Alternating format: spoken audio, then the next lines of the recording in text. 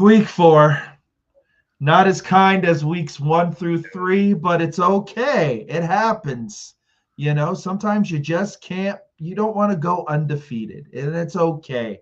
Sometimes you gotta, drop one and just move on. That's how we were in Tampa. Indy's feeling the same way, but that's okay. 3-1 is a-okay. Nutmeg, how are we doing tonight? I'm feeling a bit womp womp. Like I said, it's not like we're the Dolphins of back in the day. It's okay to lose one, and your Super Bowl, aspirations are still alive and well. Yes, that's true. Yeah, we have to remember not everyone goes perfect. I mean, you have firsthand accountability of that, seeing the Patriots go almost to that point. Exactly. So it's okay to drop one here and there. So it's, as long as you're handling your business in division, it's okay. Right. Besides that, there were some interesting games, a couple injuries here and there, but besides that, it's another quality Sunday here in the NFL. That's right. Better shake the L off early than late. Exactly. So let's talk about your Bucks because you, of course, were live in person for that. And I noticed following this game vicariously, I suppose, it may be an appropriate term. Um, you kind of dug yourself a hole a little early, and you want Bucks wind up coming back, but could not hold off at the end, which normally has not been an issue because Baker can take care of business at the end when things are close. What kind of were the gaping holes that you saw from your Bucks that Philly was able to take advantage of? Well, first of all, the block kick at the beginning of the game that just sets the tone. So it's like, That's you know, there's I, that. I guess it's the new hip thing in the NFL. Let's block Yeah, kick and see what happens. So that seemingly so. doesn't Yeah. help. That doesn't help. The offensive line is beat up there. Even though Wirfs came back, and that was a big shot in the arm for us, but Wirfs is back. There's still some holes in the O line. Um, Chris Godwin comes back, but it's still going to take him a couple weeks to get back into the flow and the rhythm of everything. So I believe when we did our little schedule show, I believe I picked this game to lose. It's just, I didn't know I would be that good. Uh, and it was just a situation where, we dug our hole quick and unfortunately weren't able to bounce back. Second half was a totally different story. We played well. The interception in the end zone is basically what sealed the deal. But we played them tough. We've beaten the Eagles 4 out of the last 5 games. Sooner or later, it was going to happen. We were going to lose one, so I'm not horribly upset about it. But the injuries are taking a bit of their toll. I'd rather have the injuries now and have Yeah. everybody healthy. Later on in the season. Then at Um, Thanksgiving. exactly. Not having Evans hurts a bit, especially offensively. He commands so much attention that frees up everybody else. But it is what it is. Ended up being a closer game than it should have been. The Mhm. Eagles. Hey, you won, but you shouldn't have let Tampa bounce back as close as they did. But hey, it is what it is, and we move on. Did you feel, well, as far as your defense was concerned, did you feel like they held up better against the run or the pass? Like, because we Oh, talked about that in the pregame show as far as what was kind of the more important facet of the game to shut Philly down with. what's funny is the run game was almost non-existent. You know, you had Jalen Hurts, running some bootlegs, getting some first downs, a la, Patrick Mahomes. So I give him credit for that. But Patrick Mahomes, Saquon Barkley hasn't been the Saquon of last year, which is kind of surprising so far this Mhm. year. And Tampa was able to keep him bottled up for the most part. He did have a touchdown in the second half, but that was the off the tush push, and that's a whole other story altogether. But you know, Hertz was able to find holes in the defense, and they were able to score on some interesting plays that they normally don't really pull off. But what's more entertaining is if you go on X, AJ Brown, man, this guy, when he doesn't get the ball and he's not happy, this man likes to talk. And if you go on there and look on his Twitter, aka X, there's a little quote on there that kind of sums up how he feels about the offense. He's you can tell he's unhappy again about not getting the ball. Now they went to him a couple times, but I find that entertaining. But that's besides the point. At the end of the day, they were able to do things a little differently than they normally do. It took us a while to really catch on. The second half, we really were able to hold them down offensively. But, the blocked kick and stuff, the first half, when you go down, as much as we did, we were down 18 points. Sometimes it's just hard to bounce back. Yeah, and especially with like you said, with Barkley, it's funny though. Like anytime AJ fantasy owners take note, because anytime AJ Brown runs his mouth, he usually gets the ball a lot more the following week. I don't know, man. I honestly think this could be the start of the end for him there. Like, it's just, he says these things, and then, yeah, like you said, they try to force feed him that next week, and then next thing you know, the 2 weeks later, there's nothing. I don't know if they go that route. I think Sirianni's like, this is how I'm running the team. If you don't like it, oh well. And who knows? He may, of course, I think he'll finish the season there in Philly, but who knows what the offseason brings. Yeah. For some reason, he's the only wide receiver who sits there and kind of complains about things. Smith had some catches today, and it's just, I don't know. It's interesting how this offense runs. Like, they're able to, win multiple ways, and that's why you have to give them their credit. But if AJ, continues to be a malcontent, this could be an issue down the road.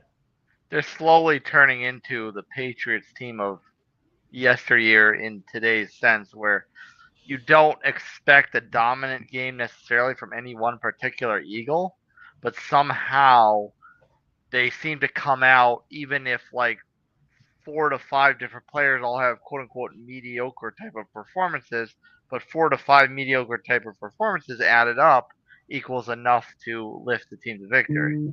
Yeah, and that's it. They just have enough talent throughout the whole team, and they're a solid team. They know how to win. So you got to give them their credit, give them their due. Like I said, I picked the Bucs to lose this game. I don't think, like I said, they bounced back. It's just, the health is an issue, but you don't win Super Bowls in week 4. Yeah. Being 3-1 at the quarter mark is a solid thing. I think most teams would kill for that. So you take the loss and say, okay, you get ready for next week. On to my Colts, and we went out to the West Coast, and Danny Dimes took one on the chin here. Although, I mean, we did play well. It was a close game. I can't necessarily say we got scraped, which I guess is a silver lining in of itself, because the Rams are used to being a good team and a playoff contender in recent memory. We are not in recent memory. And the defense, I guess, finally kind of faltered at the end here. I think Tyler Warren is proving himself to be worth every penny of taking that first round draft pick on him.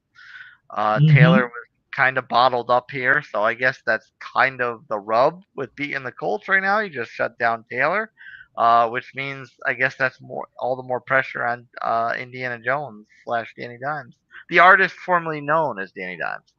I think it was just a situation where, the secondary had showed some leaks, in this game, and Matt Stafford was able to, do his thing and was able to exploit them a bit. But like you said, overall, I think Indy played a solid game.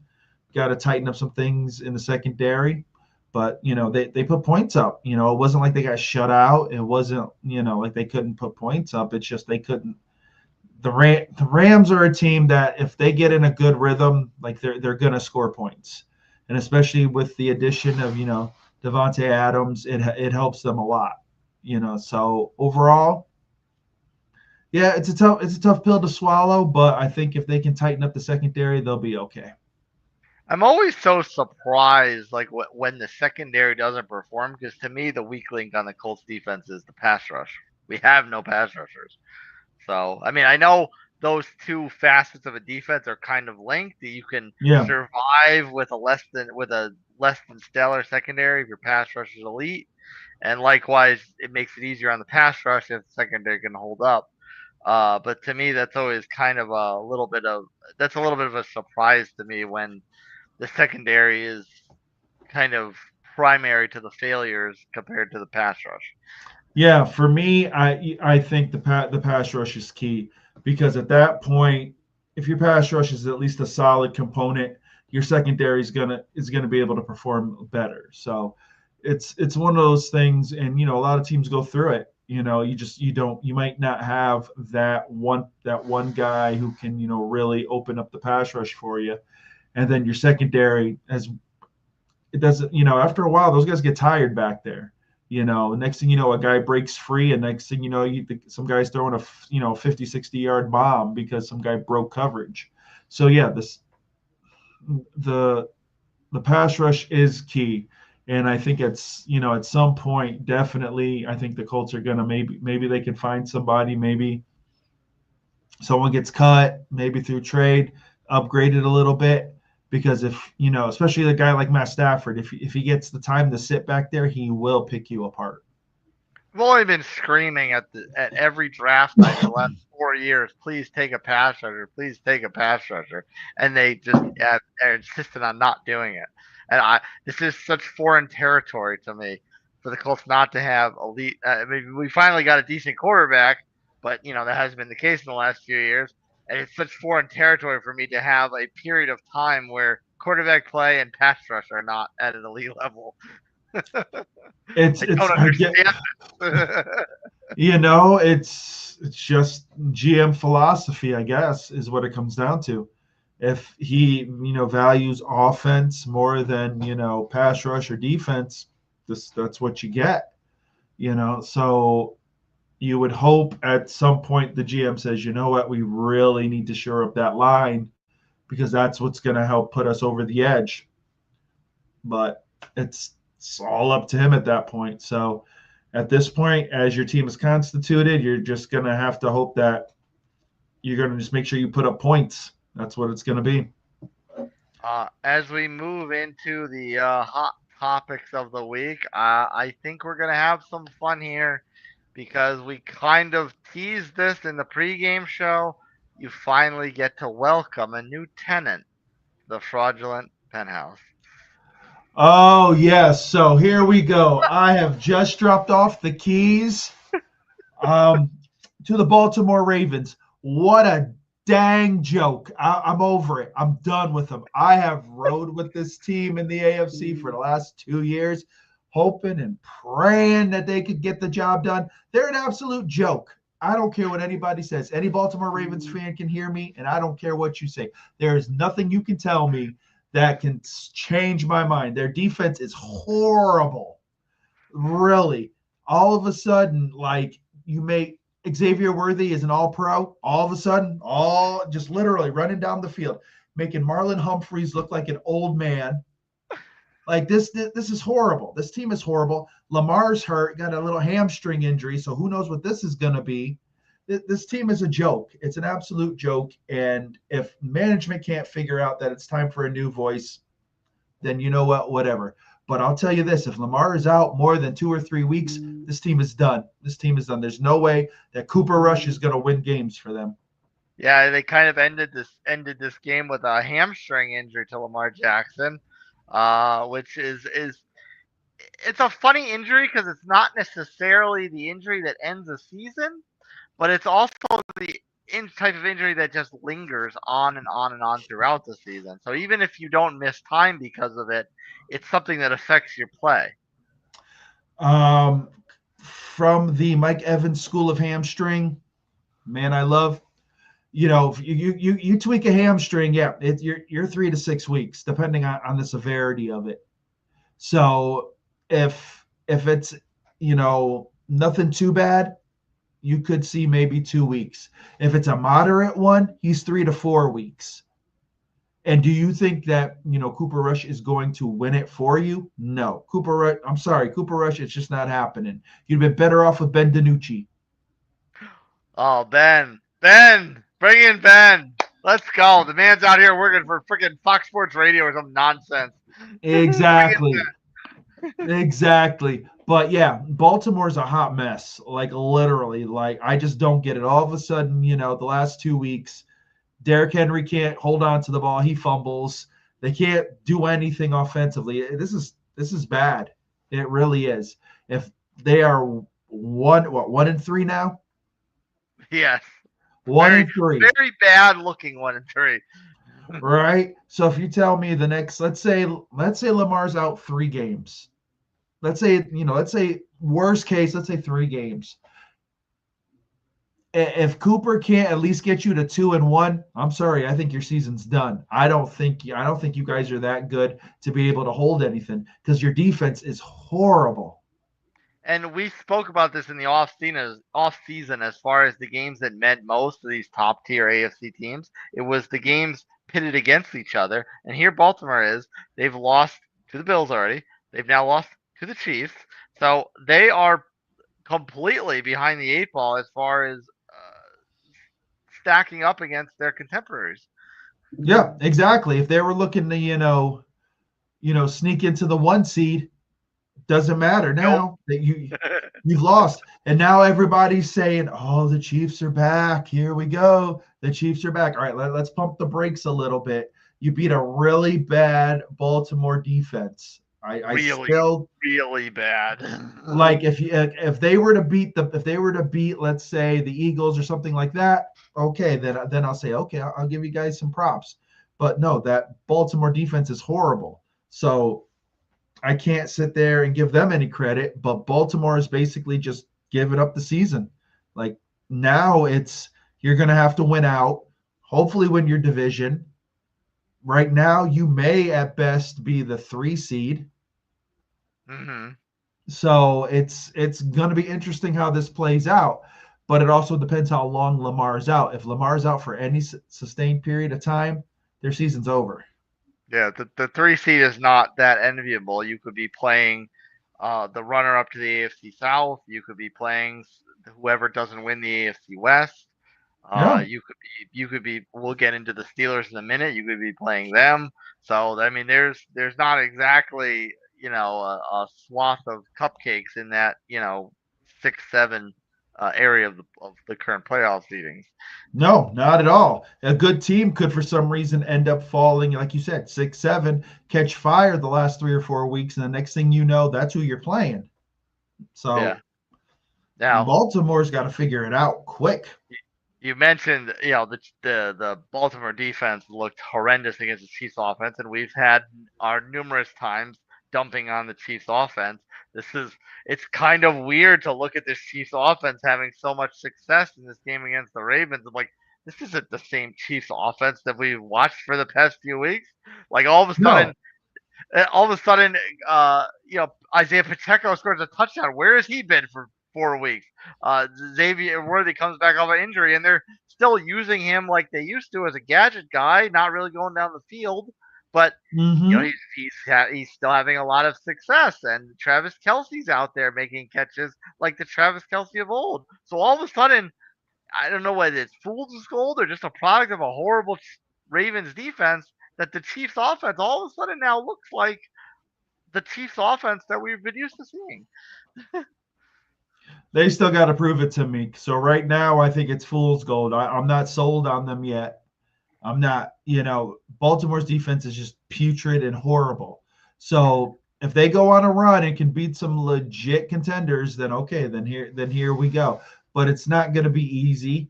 And right off the bat, they're going to have to make sure that they beat the Chargers, because right now they're down to them because they lost week 1 to them. So It's going to be interesting to see how it goes.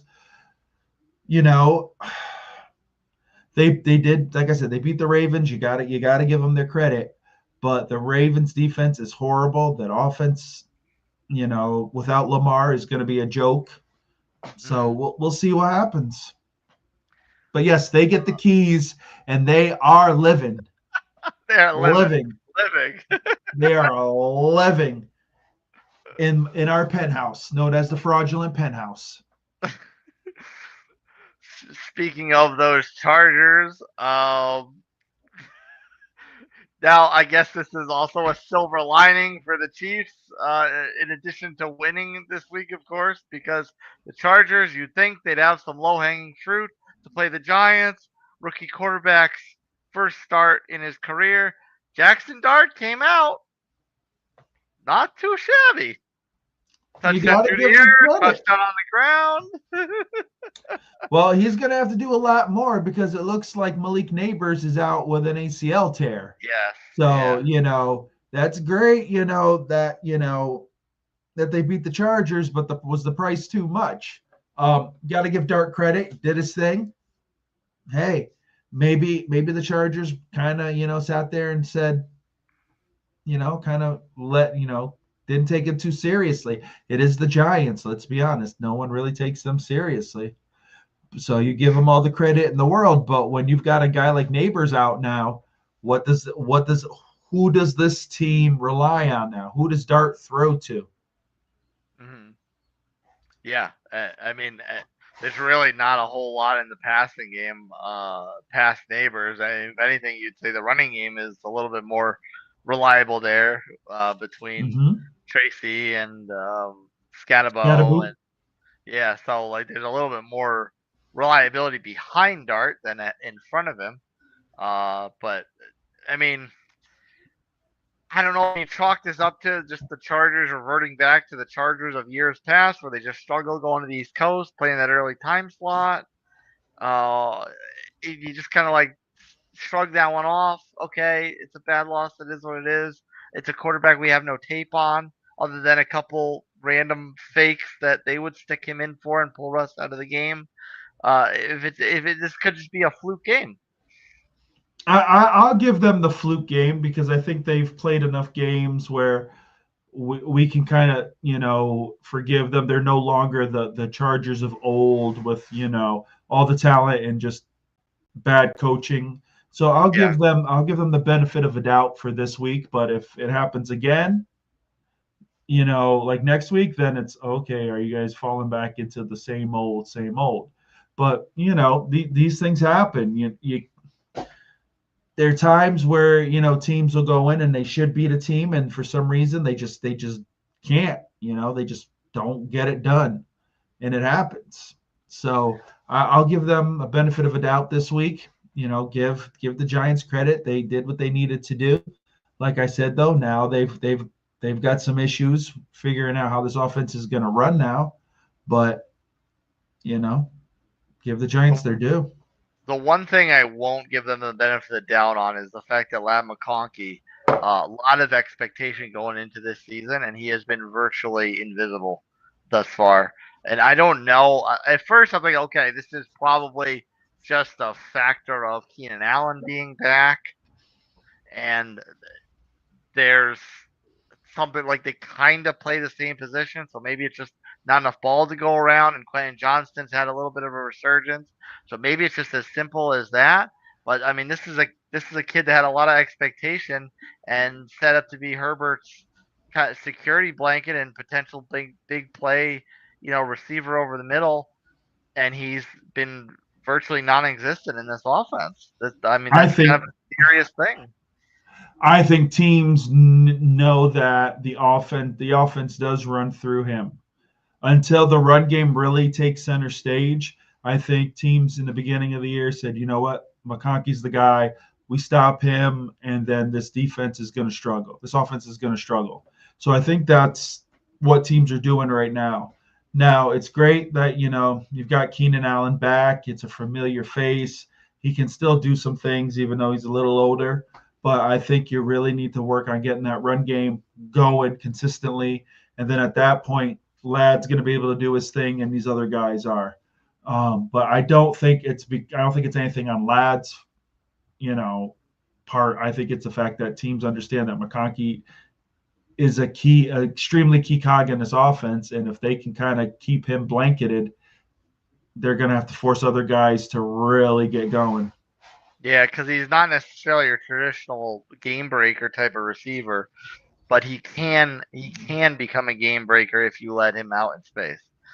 Exactly. If he can stretch it a little bit, and the next thing you know, you're pulling an extra guy to kind of follow him around, and the next thing you know, your run game becomes a little more potent. Some of these other receivers are able to do a little bit. He can affect the defense. There's no doubt about it.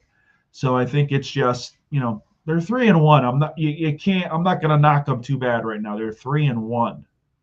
They Yeah, lost. You had a bad loss. Teams that win the Super Bowl have bad losses throughout the year. Yeah, you lost to the Giants, not the greatest thing, but you know what? I think they can bounce back. So until they're like 3-4 or even like 3-3, I'll give them a break right now. and that's a fair point because you look to you lose to the Giants, and it doesn't have great optics to that, but it's also an NFC loss in the grand scheme of things in the race for the AFC top seed division. That loss does it really hurt you? Yeah, it sucks, but the odds of that mattering too much in the playoff picture, not great. If it Yeah, comes the down to only that way. Giants loss, your tiebreaker situation is completely effed. Well, unless that them the Chiefs end up tied, and then next thing you know, you have to go to your Yeah, breakdown. Then at that point, Chiefs handled business against the Giants. So that's then at right. that point, Yeah, so the Chargers have to be kind of cognizant in the back of their head about that, and just make sure that they handle things, especially in division. So, like I said, it's week 4. It might be a bit of an overreaction, but they've got to figure out what's going on offensively and kind of get things moving back in the right direction. You take that the loss, you move on. that pesky common opponent tiebreaker. It's horrible, horrible. The interesting game here down in the ATL. Michael Penix coming off a benching. And looking at the numbers this week, it's not that he performed miserably against the Panthers. It was just that the Falcons' defense, as we've noted in the past, isn't the greatest. And it kind of exposed some things there. Washington, of course, missing Jayden Daniels again. Marcus Mariota kind of making a return to Atlanta, so to speak. And this one kind of wound up being a little bit of a shootout. And sure enough, the Falcons pull this out, and it's kind of making Washington feel like they're missing Jaden Daniels a lot more than they let on. Oh yeah, definitely. It's one game, okay, fine. You can get a guy in there like Mariota who can steady the ship for a bit. But if it's a couple games, it can, you could end up losing. Let's be honest.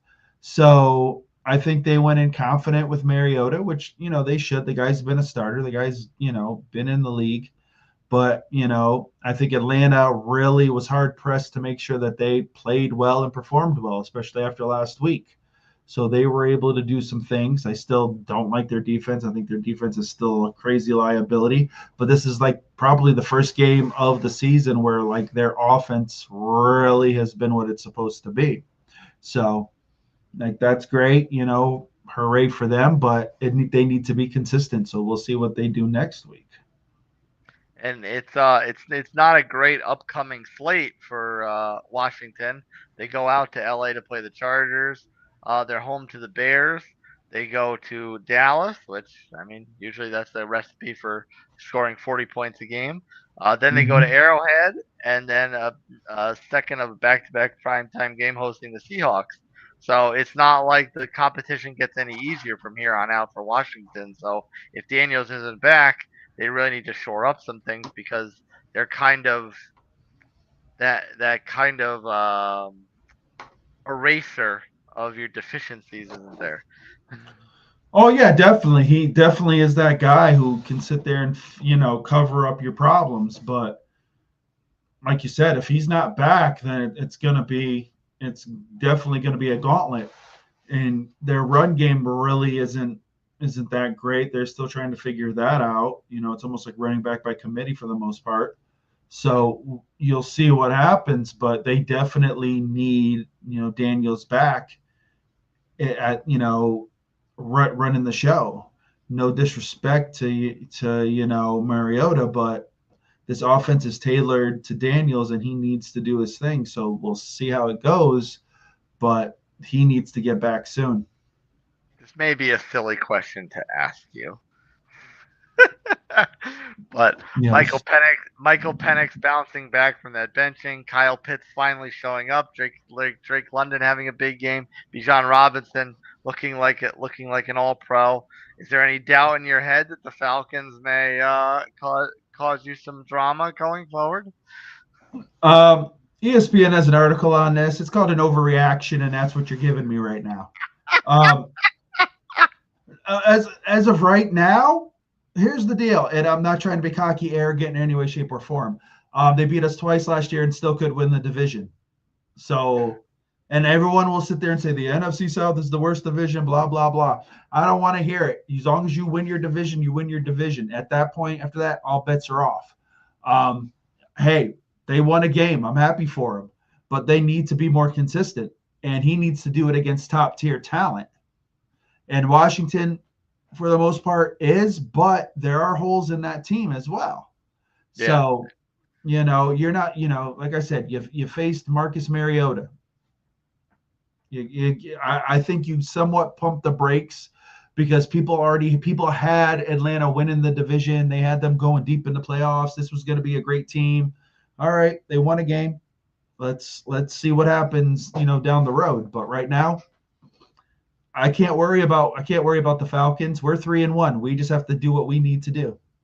Because ultimately, Washington's biggest deficiencies last year were their offensive line and their defense. And they spent a lot of money in the offseason improving their offense. Okay, that's great. Get Jayden some more targets, but Jayden needs protection, and Jayden needs to not, kill himself being on the field all the time. So it didn't seem like they improved either one of those facets of the game. And so far this season, they're giving up 30 plus points to the Falcons. They kind of pulled away from the Raiders, but that was close for a little while. I mean, the holes from last year are still kind of present this year.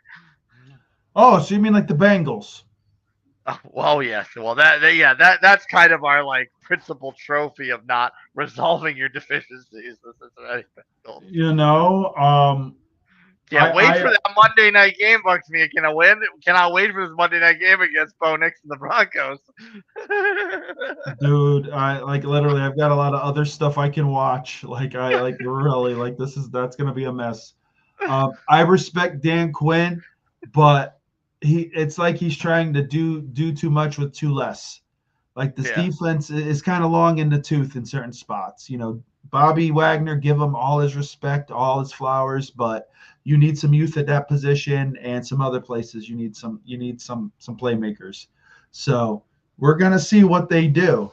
It's becoming almost like smoke and mirrors in a little bit with this defense. So they got to figure it out and figure it out quick if they want any chance A to win that division or B, wild card. Like let's be honest. We don't know what Dallas is going to do. We know the Giants are the Giants. The NFC North could have 2 or 3 guys coming out for the playoffs, so we don't know. So they've got to figure it out quick and come up with that formula. Because last year, a lot of people would say that was smoke and mirrors. The look of the draw and just that magical run. It doesn't, unless they're getting another Hail Mary this year, I don't know if it's going to start. They're going to need another game like that to start another run. Yeah, I mean, Bobby Wagner, great career, borderline Hall of Famer. But, I mean, if that's your principal defensive addition to improve that unit over last year, that's probably not spelling good things for your future chances, especially with an entire year of tape now on Daniels, and you still can't protect him anyway. Yeah, exactly. So you've got to get that offensive line shored up, and this defense has got to be able to get guys who can make plays when they need to happen. Yeah. All right. As usual, our favorite topic to talk about every week, the Pittsburgh Steelers. 2 weeks of subpar defense. Now 2 weeks where the defense starts to look like, the Pittsburgh Steelers defense of old. TJ Watt, nice little pick in the middle of this game. Aaron Rodgers got going with DK Metcalf again. Kenneth Gainwell, he was kind of an outcast from the Eagles, fills in for Jalen Warren and making Jalen Warren look like a forgettable asset on this team. So now, how much of this is the Steelers looking like the Steelers again versus the Vikings just, missing JJ McCarthy, as inconsistent as his career may have been to start, and Carson Wentz kind of just looking like leftover scrap meat. Wow, it's It wow. was a little raw, I know. It was a little raw. Little raw, little anger there, little personalness right there, on your end. But okay, Sorry. I like I want to give the Steelers their flowers. They did what they needed to do. Yeah.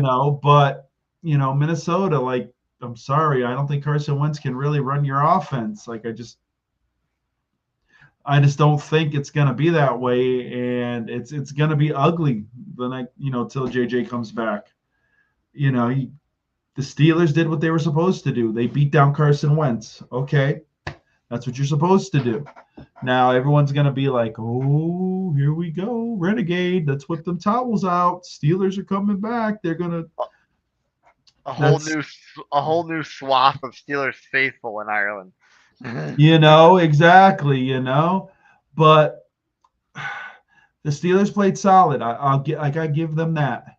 Right now, you have to give them their flowers and say, okay, they're doing their thing. That their defense is kind of holding up, and the offense, Aaron's looks like he's not trying to do too much, and these playmakers are making the plays for him. So you got to give him his credit that way. But I need to see it on a consistent basis. It's got to be consistent, At this point, if you play Baltimore, you're probably playing Carson. You're playing freaking Cooper Rush. So I can't sit here and be like, "Wow, you beat up the Ravens," because right now they stink. Yeah. So you beat who's in front of you. I understand that. So you have to give that's some consideration. The Steelers, you give them their credit. It's Carson Wentz. I'm kind of like, okay. So I need to see a little more. But if this happens, if this becomes a consistent situation, you got to give the Steelers their due. Maybe they'll win 11 games. They won't be the 9-8, luck out into the playoffs, mediocre Mike Tomlin, that we're, used to seeing. Oh, perish the thought, Bucks McGee. Perish the thought.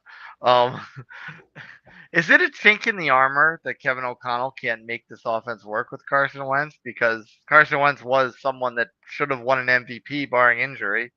I mean, is that kind of a knock against the QB whisperer?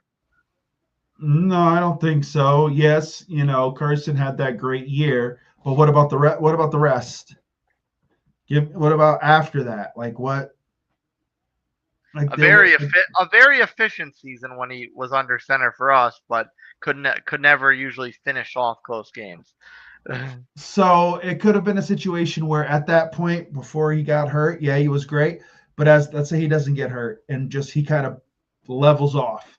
So maybe it just never happens. Like I said, he was in the MVP conversation that year, but maybe he was just that. I hate to use the word lucky, but maybe it was just, things were falling right for him at that point. Right now, he's a backup. If that was the case and he had that type of talent, I think he'd be starting somewhere. Yeah. Carson Wentz and Nick Foles, products of Doug Peterson's masterful offensive coordinator mind. Unfortunately for Doug Peterson, it didn't work out as a head coach. He fits, if those guys fit where they were at that time. Right now, if Carson was that good, he should be able to get Jay Jettas the ball, and this offense should not skip a beat. Yeah. For the first time this season, we move on to extra points. A segment we love. Extra points. Let's go. The first one, clap it up, Bucks McGee. As much as I do not want to, because I do not like this team, Houston Texans on the board with their first win of the season. Congratulations, Houston. tried to give you some respect, some love, and finally you figured it out. Shutting out Cam Ward and the Titans. Woo, great for you. Yeah, that's why it was a slow clap, because for gosh sakes, it's the Titans. Like, really, at this point, like, okay, like that's a gimme right there.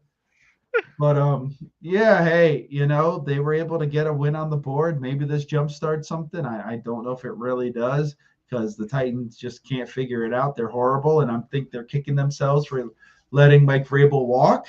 But hey, they know what they're doing. They're professionals. I'm just some guy who sits in a chair that moves, and I don't know nothing. But I would have kept Vrabel. But hey, Houston gets a win. You just roll with it. You take it. Doesn't matter. You just play who's in front of you, and the Titans are horrible. Yes, and as I continue to look at the aftermath, not in my favor within the AFC South, there's a flip side to that because by virtue of our loss to the Rams, they win, and the Niners lose because for some reason, somehow, they pulled off a loss to the Jaguars at home. So now all of a sudden, the Rams are back in the mix in this back and forth. Every week seems to be different. Race to the NFC West, and somehow now the Jags are back in the picture with us for the AFC South. I don't get the Niners. I don't understand. Like, the Jags just don't look like they know what they're doing. They just look horrible. Like, it's just I just don't trust Trevor Lawrence. He doesn't look good. It's just, but for some reason they figure it out, and lo and behold, they beat the Niners. But you know what? The Niners aren't the Niners of 2-3 years ago. Like, people need to get that out of their head. They're just not. Yeah. It's time to say, okay, they're a decent team, but they're not this elite team that you can sit there and say, oh man, and NFC Championship right then and there. They're going to be at it at the end, because they're just not. And especially now with the injuries, they're they're going to be playing for the playoff lives at best. I don't know what this team is going to do. Like I said, I don't know how the Jags pulled it off, but hey, we get your wins, man. I don't know. They're an ugly 3-1. I'm sorry to tell you, they're an ugly 3-1 team. But hey, a win is a win. You do what you do, and you move on. Yeah, the resurgence of Travis Etienne decided to come back from the ashes. Yeah, it was like he said, "All right, cool. I'll play now. I got Yeah, nothing to do. I'll be an NFL running back. Let me do what I do. I get paid for it."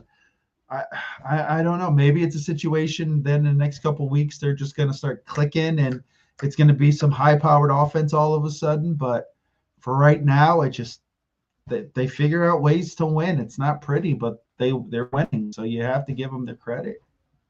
and another clap it up. I'm not sure whether this is a slow clap, but clap it up nonetheless. The Chicago Bears finally on the positive side of a blocked kick.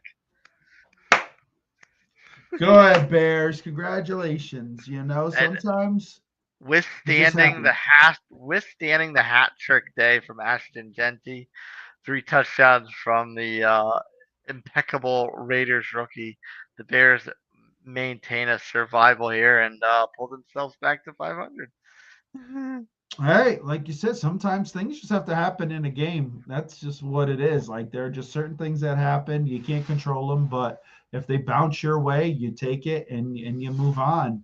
And hey, the Bears got to win. Yeah, now it's okay. What do we do next week? Does Caleb continue to grow and become what everybody thinks he can be? We'll see what happens. But hey, and especially in that division, you grab every win you can. Yes, that's right. Speaking of that division, any parting shots on this game tonight between the Packers and the Cowboys? The Cowboys' lone offense being a blocked kick and return extra point. I just don't know what I don't know what Dallas is. It's really crazy.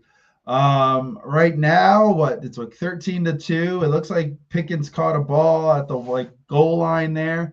Um, it's like they have this offense has weird flashes of greatness, and then next thing you know, it's like 2 minutes of greatness and then 30 minutes of absolute just garbage. I don't know what this team is. For them to survive without CeeDee Lamb right now, they've got to go to George Pickens has to be your guy. That's unfortunately what you've got to roll with.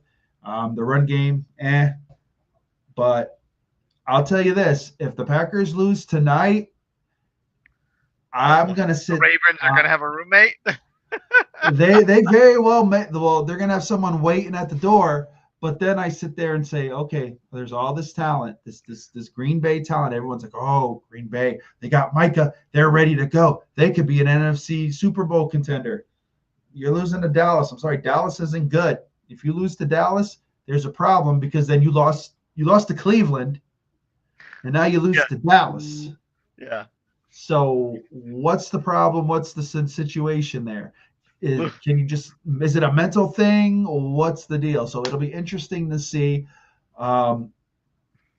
Dallas, hey, you just hope they're competitive. Like anytime, as long as Dallas is competitive, it's good for football. It'll help that NFC East situation because right now it's one team and everybody else kind of chasing them, just the Eagles. So we'll see how it goes. Last thing you want on your resume for a season is to lose to the league's most incompetent offense, Cleveland, and the league's most incompetent defense, Dallas. So, yeah, be blessed, Packers. Don't lose this game. Yep. But you know me, I'm a glutton for punish. I love to see the drama. So if Dallas pulls this out, I'll be like, ooh. It'll be the highlight because everyone knows Monday night's games are going to be a crap show. Oh, God. It might actually make us want to watch Miami Jets. I don't know how that's possible, but it might happen. I don't know if there's any reason to watch Miami Jets. Why would you do that? Fair point, Bucks McGee. We love ourselves too much for that. Exactly. I respect myself way too much for that. Yeah. That's week 4. Bucks McGee, start taking us off there with your final thoughts. Week 4, some ups, some bumps, some bruises. It's all right. There's always next week. That's how it goes. 3-1 is fine with me. Give Pittsburgh their props. Aaron Rodgers is playing decent ball. We joked on him, but give him his credit. The Jags, for some reason, look like there's some type of contender of something in that division. Kansas City, let's pump the brakes.